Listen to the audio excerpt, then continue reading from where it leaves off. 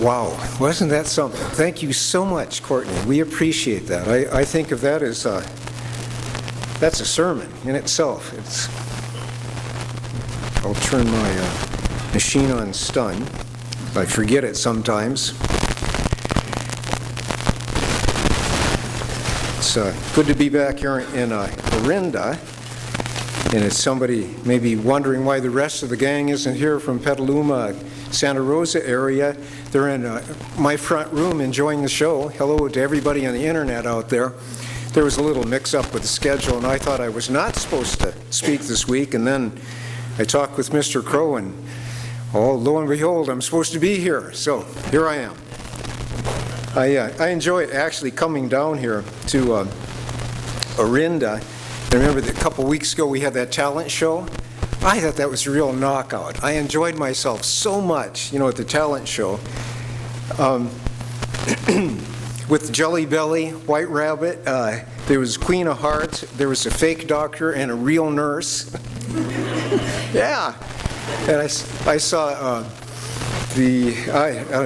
I could go on about the kids. I wanted to give everybody a prize because it was so interesting. Everybody was so creative. We had a good time.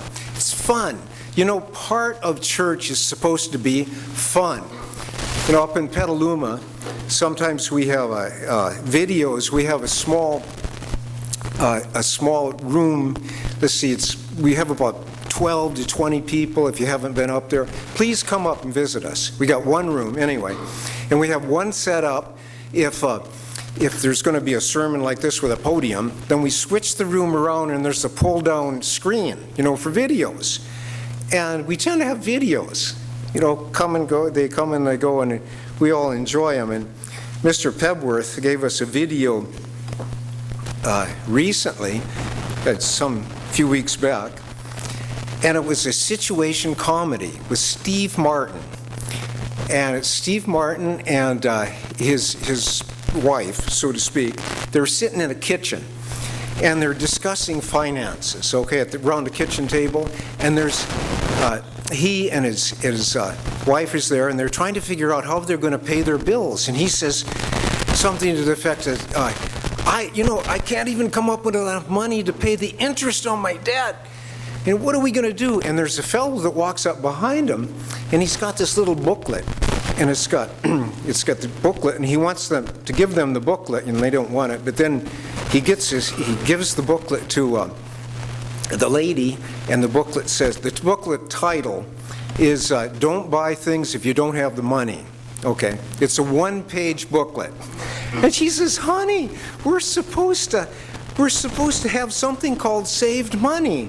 And he says, "Save money? What is that? Where are you going to get it?" And it goes on and on. I was in stitches, but it's highlighting chaos. If people don't have control over their money, your finances, it's important. And it's comical, but so many people have so many problems with finances. Do you like chaos? If I had a show of hands, people don't like chaos, but oftentimes we get ourselves into chaos. We like peace. You and me both like peace because God made us that way. Peace can be so elusive sometimes, though. Peace in your family life, and politics. Politics, forget it. Everybody's at everyone else's throat. Peace is desirable, but what causes peace? With the Passover coming up in about a month, we Christians are looking for peace with God. When you think of the Passover and the idea of peace with God, we usually think in terms of forgiveness. Forgiveness for sins, to get your slate wiped clean. And I don't know about you, you must too. I feel a sense of peace when I leave the Passover services. But actually, there's a connection with our law-keeping abilities and peace with God as well. As well as, there's the forgiveness aspect, But there's actually a connection with our law-keeping abilities and peace with God. For my short message today, and I tend to have short messages, I told my wife, I could easily give a 10-minute sermon and be done, but it's not going to be quite 10 minutes. But I think you'll find it interesting. We're going to take a look at the relationship of law and peace today. The title to my message is Law and Peace. I don't know if it's going up there or not yet, but we'll be looking into some good laws, some bad laws. There's bad laws in the Bible. And lastly, how the idea of keeping laws relates to our preparation for the upcoming Passover. So first, let's take a look at some good laws. In the natural world, there are plenty of good laws that we don't have to think about too much to keep. We took our granddaughter Gracie to Safari West. If you get a chance, go to Safari West. It's up just northeast of Santa Rosa. It costs you about $60 a person, something like that. Kids are a little cheaper. So we took her up there to Safari West. She'd always wanted to go up there. And what it is, it's all these wild animals from Africa and different places, and it's an enormous enclosure, so they let them run wild. And they'll take you out in a Jeep, okay? And you can come up next to some of these animals. And they stop the Jeep once in a while, and we had two ostriches rather come up to you. They come right up, to the Jeep. They're not very smart. Our ostriches have the brain of about a walnut, something like that. But I'd like to point out, these animals just observe laws. They don't think about it. They just do it. I talked with one of the attendants there about giraffes, and I thought, well, giraffe would be an easy prey for lions, and everybody would be eating a giraffe. Why were there any giraffes around? And the person said, a giraffe weighs about 4,000 pounds, and lions will not attack a giraffe because they get beat up. I didn't know that. But the giraffe, for example, is a ruminant. They're a clean animal, actually, if you can shoot one, if you want to eat it, if you want to deal with a 4,000-pound animal. But a giraffe is a ruminant, okay? It's like a cow. It chews grass, and they're very peaceful animals. Domesticated animals can live out their lives in relative peace. Man is different. We have choice. Animals obey natural laws. They just do. If one of us breaks a physical law, the results will let you know. Like, example, if you try to fly by jumping off a roof, flapping your arms, you're not going to get very far, okay? The point is, adhering to laws produce peace. If you adhere to the laws that you know and understand, which are true laws of the universe, they tend to produce peace. As we discover and get in line with laws, we tend to gain peace. Could you turn with me to Deuteronomy 5? We'll take a look at a few of God's laws. Deuteronomy chapter 5. And in Deuteronomy 5, this is a mirror version of what we find of the Ten Commandments in Exodus. Deuteronomy 5, go to verse 12. Observe the Sabbath day, to keep it holy, as the Lord your God commanded you. 6 days you shall labor and do all your work. But the seventh day is the Sabbath of the Lord your God. In it you shall do no work, you nor your son, nor your daughter, nor your male servant, nor your female servant, nor your ox, nor your donkey, nor any of your cattle, nor your stranger who is within your gates, that your male servant and your female servant may rest as well as you do. And he's pretty explicit, giving you the general gist of what we're supposed to do is take a break.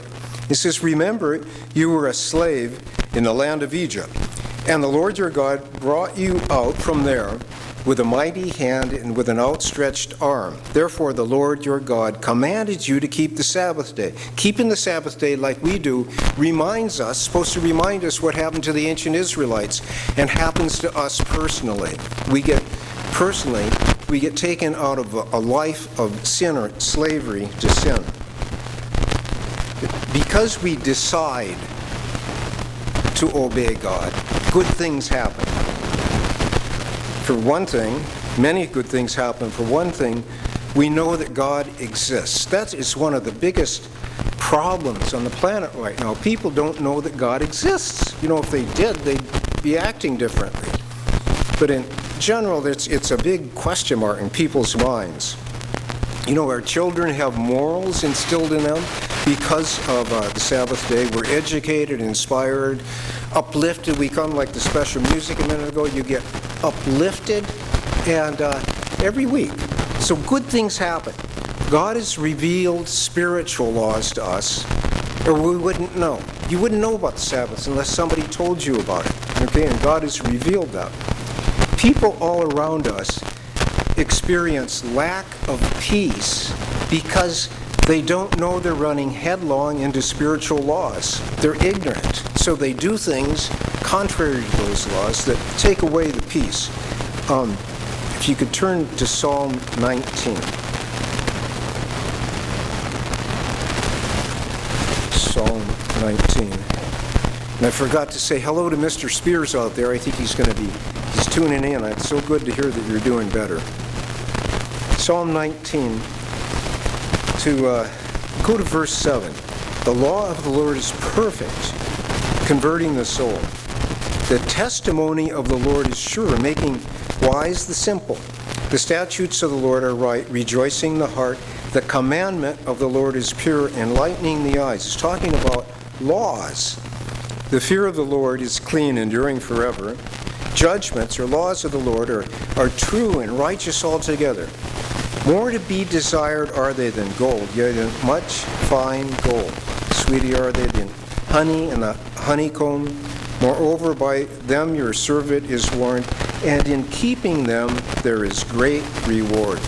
You know, sometimes with God's laws, the rewards grow over time. I remember Mr. Crow a few weeks ago, he mentioned about having grandchildren. You know, if he has a stable family and his children have children, grandchildren is something that people can enjoy years later. And some of God's blessings are like that. We do something, we really maybe even don't understand it, but if we obey God, it produces peace. If you have the tithing habit, like I mentioned in the introduction, if you have the tithing habit, you obey God with your tithes, you will be a money manager, and you'll have peace instead of chaos in the front room. Keeping God's laws produce peace. You know, a knit together, peaceful home instead of divorce and split ups. It's priceless. There are great rewards by keeping God's laws. Good laws. Okay, children's children, good health. List goes on and on. So let's take a look at a few of man's laws. You tend to think man's laws are no good. We have some good laws. You know, we here in the United States, we tend to think of, we have rights, you know, and it can get comical sometime on the news, you know, that people demand their rights, but people have rights. You know, in the past, people have not had rights. There was, in medieval England, around 1200, there's a king, King John, and he did what he wanted to, okay? And the people had to suffer for it. And it got so bad that there was a revolt. In order to put down the revolt, he agreed to something called the Magna Carta. You may have heard about it. Kids, you know, you read about that in history. It's actually, it comes from the Latin Magna Carta Libertatum, and it means the Great Charter of Liberties. And it was issued by King John in order to quell the revolt, okay? But it gave specific rights of people. It produced peace. The law produced peace. It regulated the behavior of people.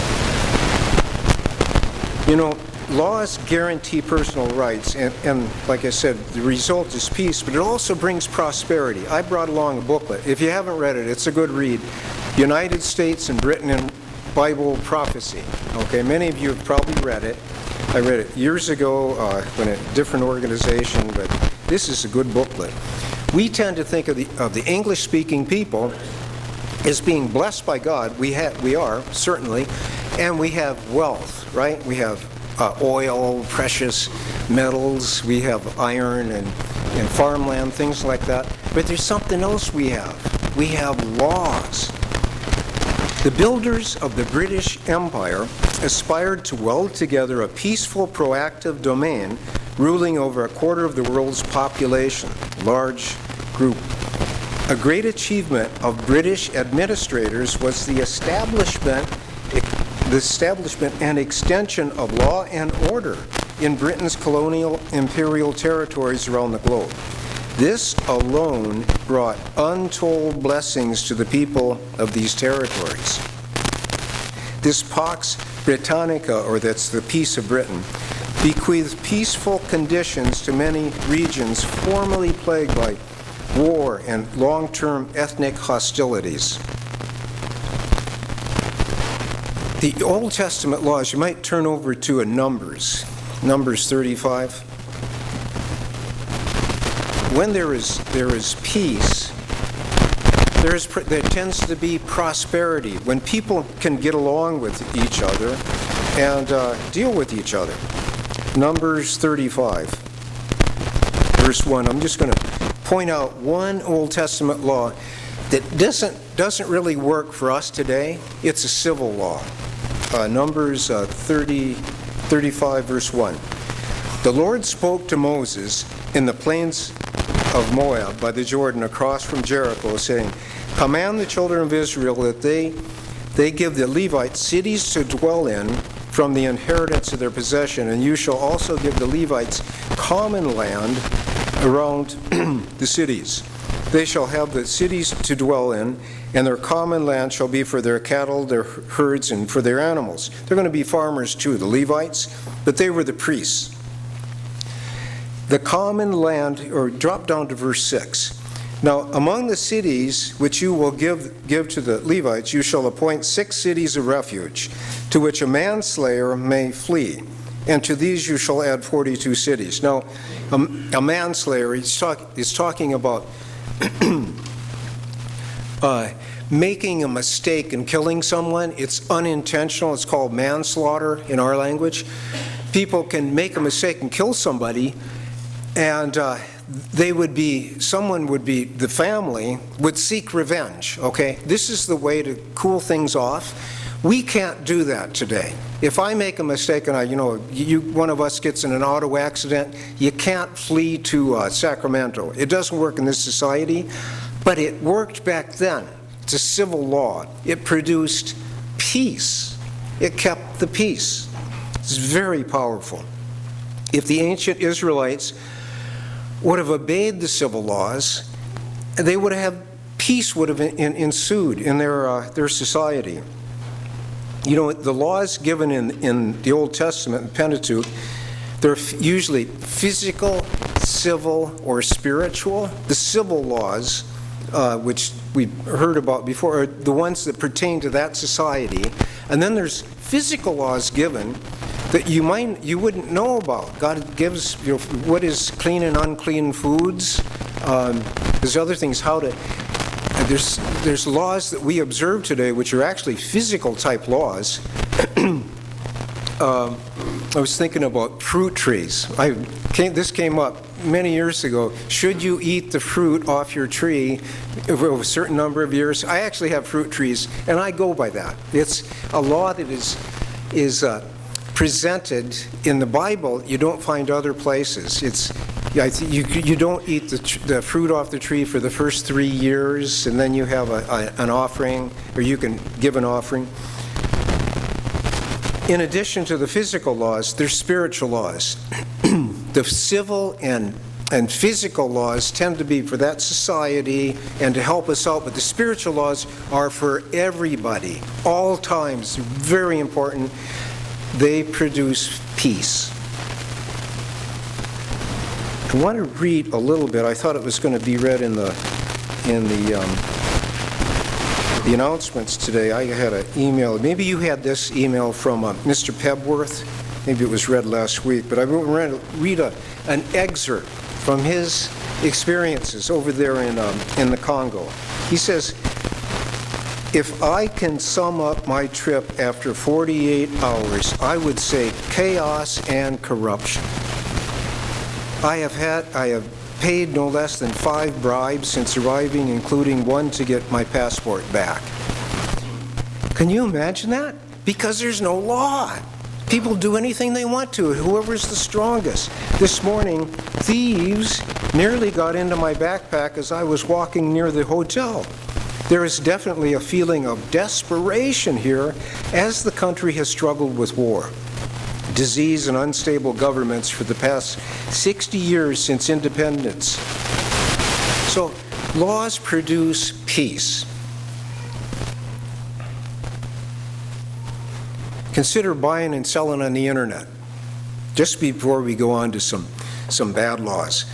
You wouldn't buy things on the internet if in fact you thought all your money was going to get drained from your bank account. There's laws that protect us. They're so good. Without law, you wouldn't dare buy something on the internet. And if people don't buy and sell, what happens over in the Congo would happen here. So, in a nutshell, observing good laws, even laws made by man, produce peace and prosperity. Laws are good. Man's laws, when you think about some bad laws, man's laws lead me into the next area I'd like to talk about. Let's take a look at some bad laws. And there's some bad laws in the Bible, too. Could you turn with me to 1 Kings? Now, I haven't said God gives us bad laws, but I can say there's bad laws in the Bible. 1 Kings, go to verse 12. I'll give you a background of what's going on. This was at the time when Israel split into 2 kingdoms. There was the kingdom of Israel originally, and it split into Israel went north, northern kingdom, and Judah went south because they couldn't get along. And Jeroboam became the king of the northern kingdom. Okay, 1 Kings 12, verse 25. Then Jeroboam built Shechem in the mountains of Ephraim and dwelt there. And he went out from there and built Penuel. And Jeroboam said in his heart, "Now the kingdom may return to the house of David." I love the Bible, and it gives you insight into what people are thinking. They were thinking. You know, there's no other book like this. Fascinating. So we know what he was thinking. He says, verse 27, "If these people go up to offer sacrifices in the house of the Lord at Jerusalem, then the heart of this people will turn back to their Lord. Rehoboam, king of Judah." Don't let them go back to Judah. So, he says, and they'll kill me. And they'll go back to Rehoboam, king of Judah. Verse 28, "Therefore, the king asked advice, made 2 calves of gold, and said to the people, 'It is too much for you to go up to Jerusalem. Here are your gods, O Israel, which brought you up from the land of Egypt.'" So he gives them these idols to worship. And one he set up in Bethuel and the other one in Dan. "Now the thing became a sin, for the people went to worship before the one as far as Dan. And he made shrines in the high places." Go down to verse 32. "Jeroboam ordained a feast on the 15th day of the 8th month." He changed the law. The law says, the Feast of Tabernacles, you know, is 15th day of the 7th month. He changed it. Okay, so he set up a feast, and then he down at the bottom of that verse 33, "And he ordained a feast for the children of Israel and offered sacrifices on the altar and burned incense." He changed the Sabbath day too. So bad laws. Okay, could you imagine living there? Let's say we're in that society and the government changes the laws. What do you do? If you have your business, you've got your family, you've got your friends, what do you do? I'd like to point out the people who obeyed Jeroboam, he went along with his laws, became his people. They didn't go back to Judah. He got his purpose, he fulfilled his purpose, but they became his people. In the same way, they were no longer God's people. And if we don't obey God's laws, we can end up not being God's people, which is pretty important. So what are we to do? Could you turn with me to Acts 4? Let's just address the question, what are you supposed to do when push comes to shove? When somebody changes the law or you have some bad laws. And we can have bad laws. You can expect some bad laws in the future. In this society, it goes from bad to worse. Okay, Acts 4 in verse 1, Peter and John had been telling people about Jesus really was the Christ. They were letting the people know, what God had fulfilled. They were preaching the gospel, okay? Now, as they spoke to the people, the priests, the captain of the temple, and the Sadducees came upon them.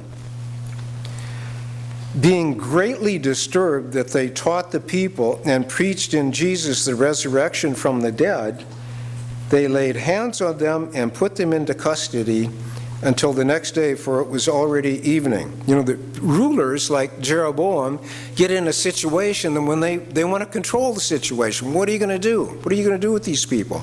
Okay, so go to verse 18. So they called them and commanded them not to speak at all, nor teach in the name of Jesus. But Peter and John answered and said to them, whether it is right in the sight of God to listen to you more than to God, you judge. For we cannot but speak the things which we have seen and heard. So when they had further threatened them, they let them go, finding no way of punishing them because of the people, since all glorified God for what had been done. So push comes to shove, you have to obey God. And sometimes, being true Christians, we are put into, you can identify this, I bet, in your own Christian life. You'll be put into a condition, a situation, where you got to make a decision, okay? And you have to be bold sometimes. I would like to point out, though, there have been times in the past when, good-meaning Christians wanting to do what's right have kind of slipped and said, well, I'm going to obey God instead of man, when actually they could have obeyed both. Honestly ask yourself, by keeping this law, will I actually be disobeying God? And you want to be really brutally honest with yourself if a situation comes up. I can think of one example of paying taxes versus tithes. Okay. So I know some people in the past haven't paid their taxes appropriately because they're paying tithes, and we need to pay our taxes. Everybody needs to obey the laws of the land. You know why there's so many? When you think about all these tax laws, tax season approaches, and there's so many tax laws. Why is there so many tax laws? Because everybody tries to get out of it, right? So they got to make another law, and then somebody tries to get out of that, and goes around and around in circles. Make sure you're brutally honest with yourself when it comes to a situation whether you're deciding whether you're going to obey God or obey man. And I suggest being patient and not hurrying a decision like that. But if push comes to shove, take the example of Peter and John, and another one I'll just mention, I'll jot it down if you want to read it. It's a good read. Daniel 3 with the furnace and what they said. The king says, you either bow down and worship me or you're going to get the furnace, and they just did what they're supposed to do. Point is, true Christianity is what we follow. It requires us to be very bold at times. Just accept it. We got to do it, and we got to be very honest with ourselves. Honesty with yourself is very important, because we can deceive ourselves. Speaking of honesty with ourselves, thinking of the Passover. That's the last area I'd like to talk about today. How does keeping and our law keeping and our attitude toward it relate to the upcoming Passover? Like I said, we tend to think of Passover in terms of forgiveness and getting right with God. It is, and we should. That's appropriate. And you can expect to hear some Passover messages, as the time approaches.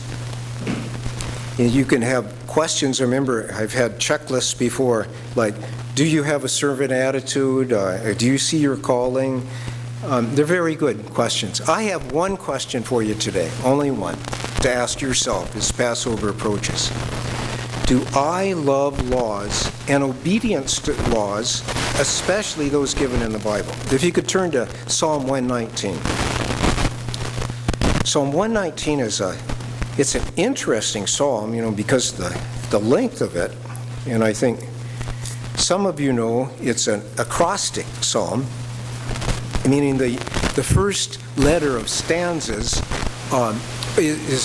actually represent a first letter of the Hebrew, or a letter of the Hebrew alphabet. For example, Psalm 119, verse 1, blessed are the undefiled in the law who walk in the law of the Lord.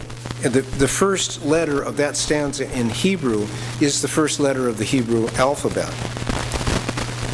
Let's just read a little bit of Psalm 119. Blessed are those who keep his testimonies, who seek him with all their whole heart. They also do no iniquity. They walk in his ways. You have commanded us to keep your precepts diligently. If you notice the reference to laws, commandments, precepts, oh, that my ways were directed to keep your statutes, laws.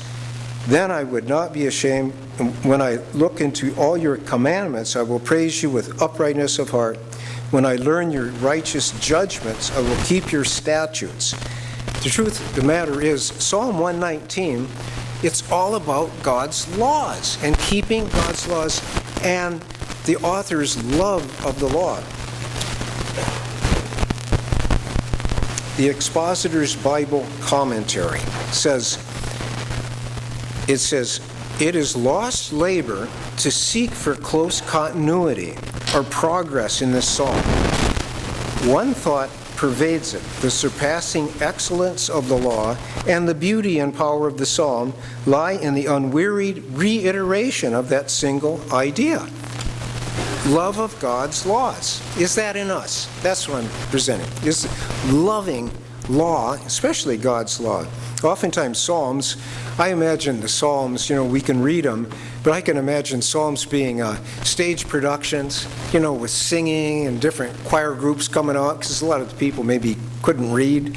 But this one is very special because it reiterates again and again love of God's law. Are there any laws you're trying to bend? Am I a law keeper or a law bender? I have to ask myself. I'm an engineer and I deal with different types of materials. Steel is one of my favorites. Yeah.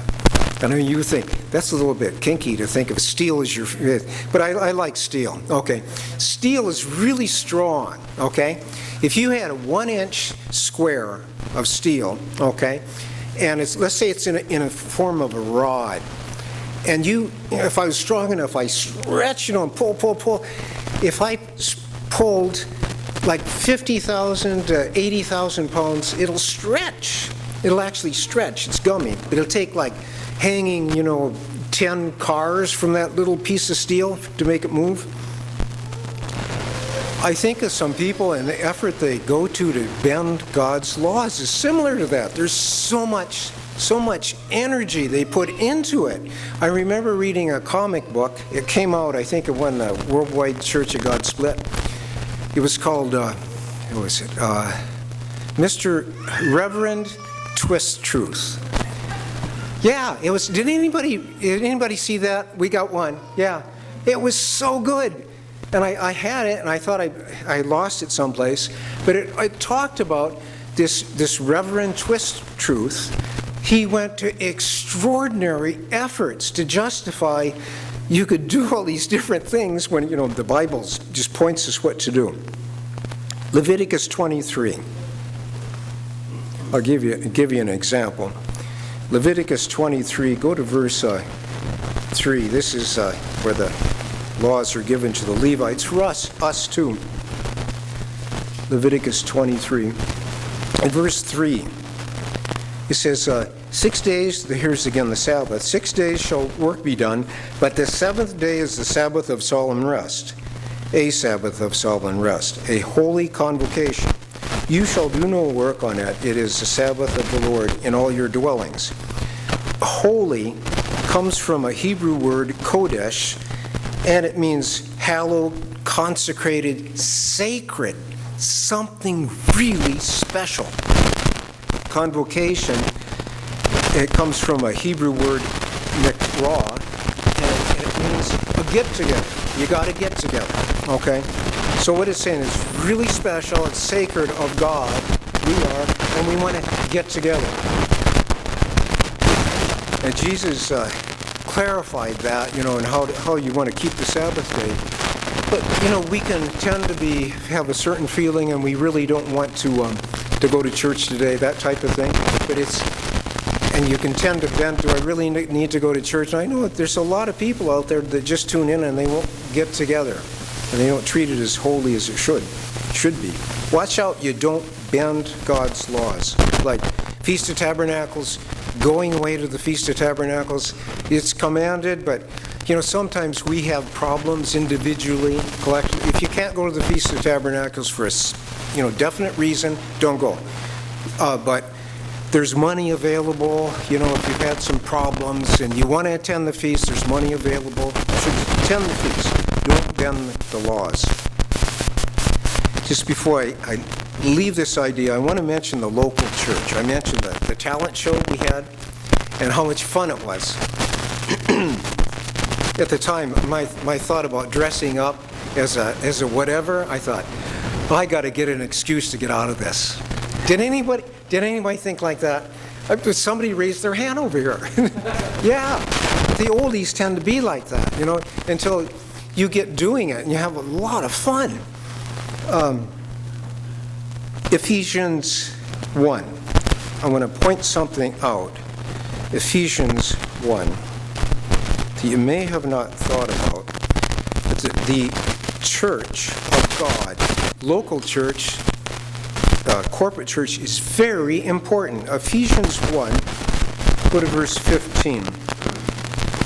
Therefore I also, epistle of Paul, therefore I also, after I heard of your faith in the Lord Jesus and your love for all the saints, do not cease to give thanks for you, making mention of you in my prayers, that the God of our Lord Jesus Christ, the Father of glory, may give to you the spirit of wisdom and revelation in knowledge of him. And this is a long sentence. We're going to go right through it. This one sentence. The eyes of your understanding being enlightened, that you may know what is the hope of his calling, what are the riches of the glory of his inheritance in the saints, and what is the exceeding greatness of his power toward us who believe, according to the working of his mighty power, which he worked in Christ when he raised him from the dead. That's part of the special music we had. And seated him at his right hand in the heavenly places, far above all principality and power and might and dominion, and every name that is named, not only in this age, but also in that which is to come. And listen to this. And he put all things under his feet, gave him to be the head over all things in the church, to the church, which is his body, the fullness of him who fills all in all. I think it bears more study and meditation than often passes our minds when we think about the church of God being the body of Jesus Christ. Be careful when you criticize the church. Just be careful because of how important it is. Sometimes the truth is we uplift each other. We inspire each other. We help each other, encourage each other. and I was thinking about the rules, thinking about rules and laws specifically. I was so impressed with the buffet, the potluck. Some people don't like to call it a potluck. Buffet and the talent show. How organized it was. You know, you get that email that said if your name starts with a certain letter, you bring a certain type of food. Thank you, Andrea. Appreciate that. And whoever else did that. Because, you know what? A lot of people don't realize with our get-togethers, we run out of food. It's been common. You run out of food. I've been through the line, there's nothing left, you know. But because that was done and everybody did what was supposed to do, it was, you know, a little law here, everybody had a lot of food, okay? And it turned out good. And I thought the whole evening, because it was organized and people kind of went by what they were supposed to do, Richard Guardado, you did a great job. I think that was well organized. And Felicia with his putting the whole thing together with the talent show, it was so good. It was organized. We tend to follow each other like sheep. Watch out regarding laws and law keeping, because you'll follow somebody if you don't watch yourself going the wrong way as well as the right way. The church is a good place to be an example. You know, the church is not perfect. I am not perfect. I'm trying to, you know, I give this message, but you know I'm not perfect, and all of us are not perfect, but we can work towards it. You can. That's what we're doing, working towards it. Remember that old favorite, I want to say it's a proverb, but it's not. Blessed are the flexible, for they will not be bent out of shape. Like, we picked that one. I think my wife Terry picked that up as on the way to the feast one time. We put ahead, it was a bumper sticker. Well, regarding the laws, you know, we're doing a work with the United Church of God. It isn't just us. We're also doing a worldwide work. We're spreading seeds out there. Some people, some of them grow, some of them don't grow, but a big job, we're spreading seeds. And the United Church of God is organized with laws and bylaws that the ministers go by, especially the people that are making money, I mean, not on salary. There's laws that all the ministry have to go to, abide by, to keep it running correctly. And sometimes, you know, ministers of the past, you know, they're human, they make a mistake and they start not obeying the laws of the, you know, organization. Causes all kinds of problems. And actually, we've had splits, if you remember, those of you who have been here for a while, because they don't go along with what the corporation, the nonprofit corporation, United Church of God has decided to do. We have splits, church splits. So, remember in your examination process before the Passover to ask yourself, do I love laws and obedience to laws, especially those given in the Bible? Okay, in conclusion, I'm so glad I didn't go over time. Do we have a beeper there too? No, it's just a clock. What's the takeaway? Okay, we've taken a look at some good laws, some bad laws, and how law keeping and our attitude toward it are excellent indicators during the Passover self-examination. Good laws produce peace for us. Bad laws happen, and you can expect some more bad laws in the future. But we just need to deal with them. Use good judgment. As much as you can, though, we want to be people who abide by the laws of the land as well as obey God, both. Now, ask yourself that question, do I love laws and obedience to laws, especially those given in the Bible? So let's be phenomenal. Why not? You know, we've got this one life to go through. Let's be phenomenal in law keeping. Being a lover of law and the prosperity and peace it brings starts with a decision, and the decision grows into a habit, and the habit grows into your character. That defines who you are. So, in closing, I'll just quote Psalm 119, 165. It says, "Great peace have those who love your law.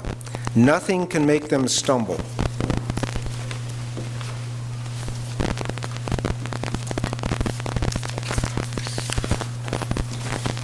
we'll have a real short Bible chat afterwards.